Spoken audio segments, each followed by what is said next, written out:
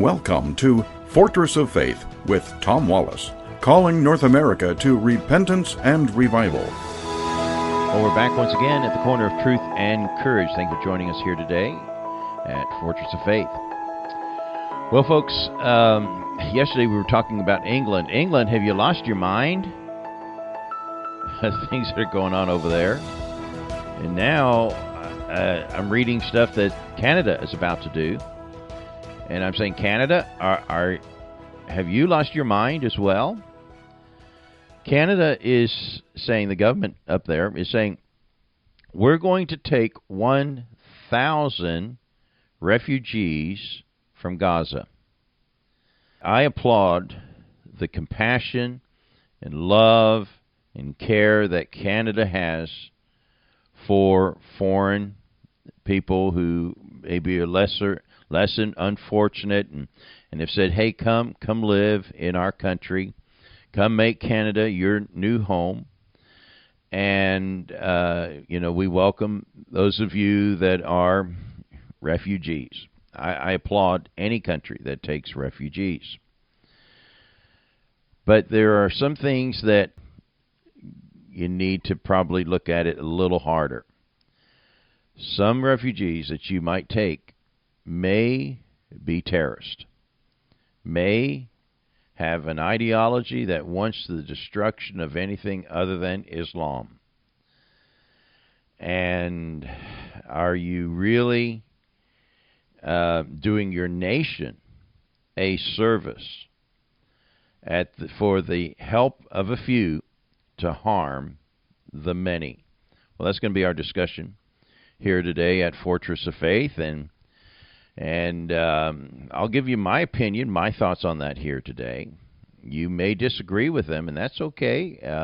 I'd like to hear your thoughts. By the way, you can always reach out to us there by sending us an email at tom@fortressoffaith.org, or you can go on our website, fortressoffaith.org, and leave a message there, or give our phone number a call and leave a message there. And so 1,000 of these refugees are, if the government has its way, they are planning on that. Well, according to this news article there from the CBC, 144 Gazans are already on track. They've passed their biometric screening, which I really don't know what's involved in that. That doesn't tell us anything about their ideology or their participation in being involved in terrorism and so forth, and warfare. But they're coming to Canada, 1,000, if the government has its way. Well, this is an interesting thing because most of the countries in the world refuse to take these refugees. Why? Well, because of their ideology. First of all, if you're raised a Muslim, you are raised to hate. I mean, let's understand why is that. Muslims hate Jews, and they hate non-Muslims. Islam is designed to be the meaning of Islam means submit to Allah.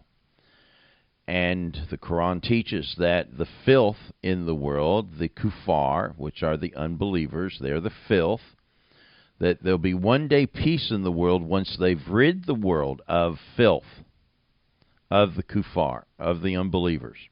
The word they use there is the kuffar. That's the word for us. It's a dirty word, actually, in Arabic. I'm trying to be kind in the way I say it, but it means you're the excrement.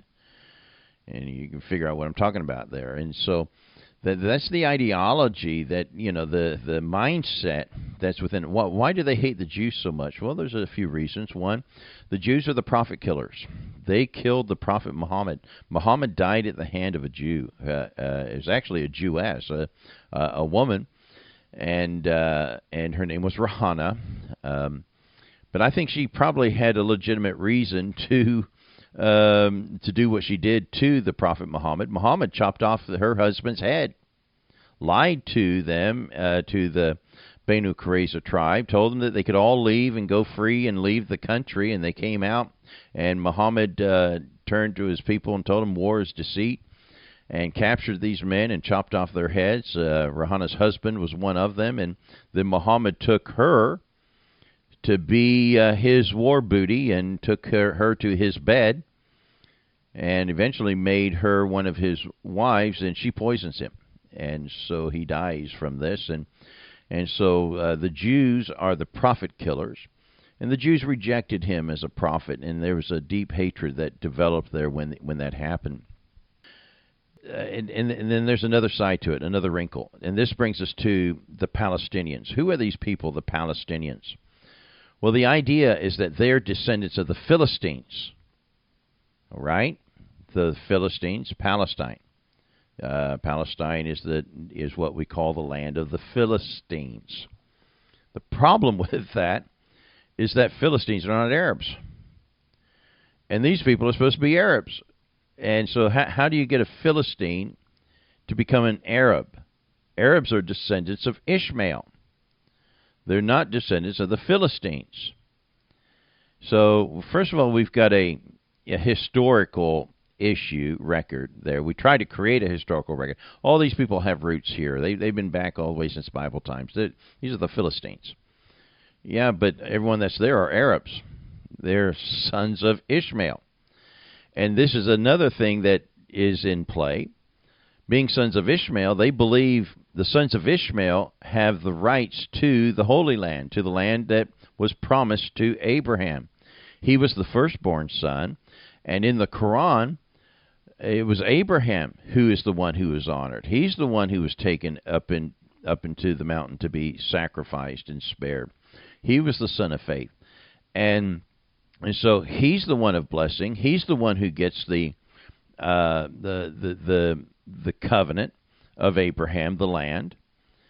And the Jews are trying to steal it. They changed God's scriptures and corrupted it and changed it to say it was Isaac that gets the blessing. So this is why they fight over the land. This is why when they say the river to the sea, we don't want any of the Jews there, the sons of Isaac, the seed of Isaac. They're robbing and stealing our heritage. When in truth, it's the Arabs that are trying to steal it, because they're the ones who rewrote the Bible with the Quran, who tell us a new story. No, it was Abraham who took Ishmael, and so Ishmael's the one who gets it. And who was that written by? It was written by an Ishmaelite, Muhammad. Well, he didn't actually write it, but he's the one where we get that from.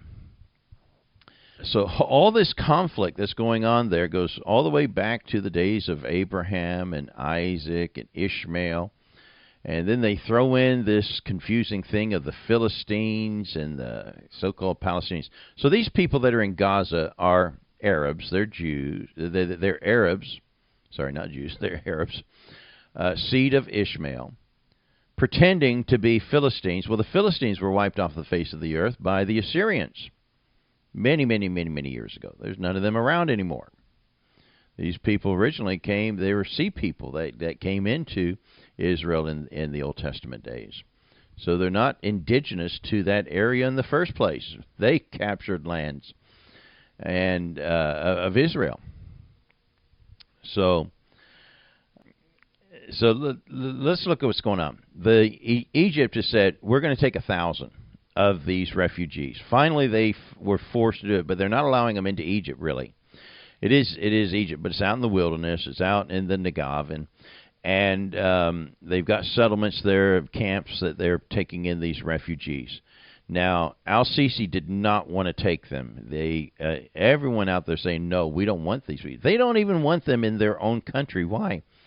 Because they've been working hard to keep the extremism, the fundamentalism of Islam out of their own country. They're trying to purge it out of their own countries, and it is rife in Gaza, in the Palestinians. These are the people that drink their hatred, their Islamic hatred, neat. They don't water it down any bit at all.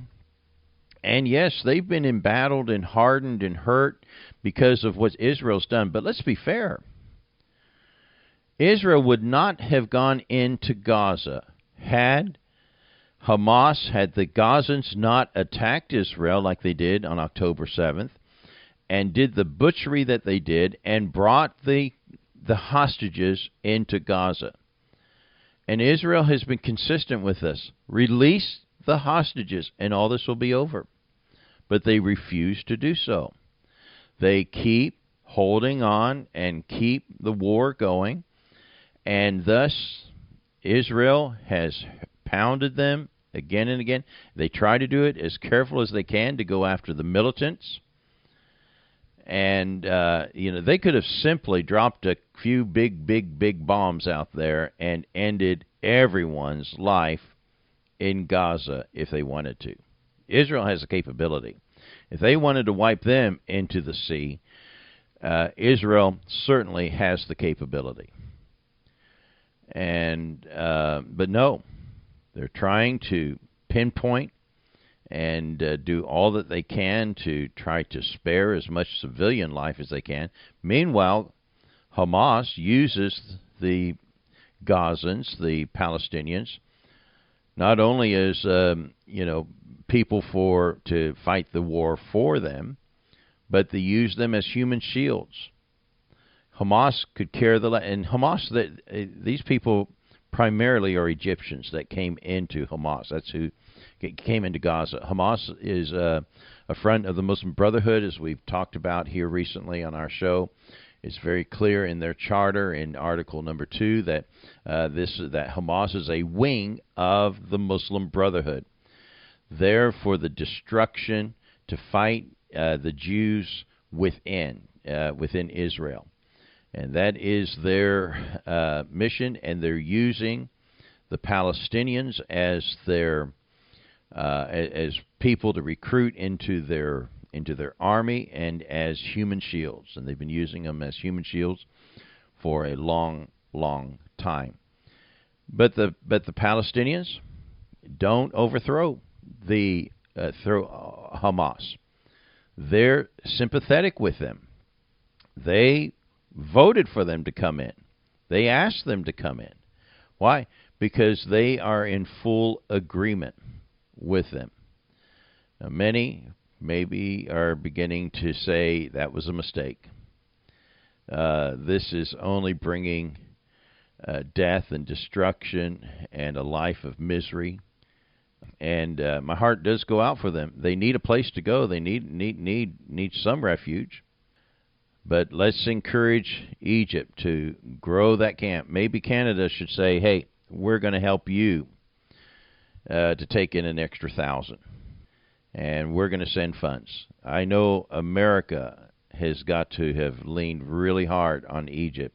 And Egypt's not a wealthy country by any stretch of the means there.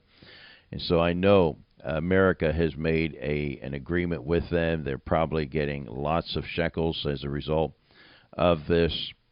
Give Egypt more money, and they'll be closer to their own home. Then when this war is over, they can go back and rebuild and keep their ideology in their own place.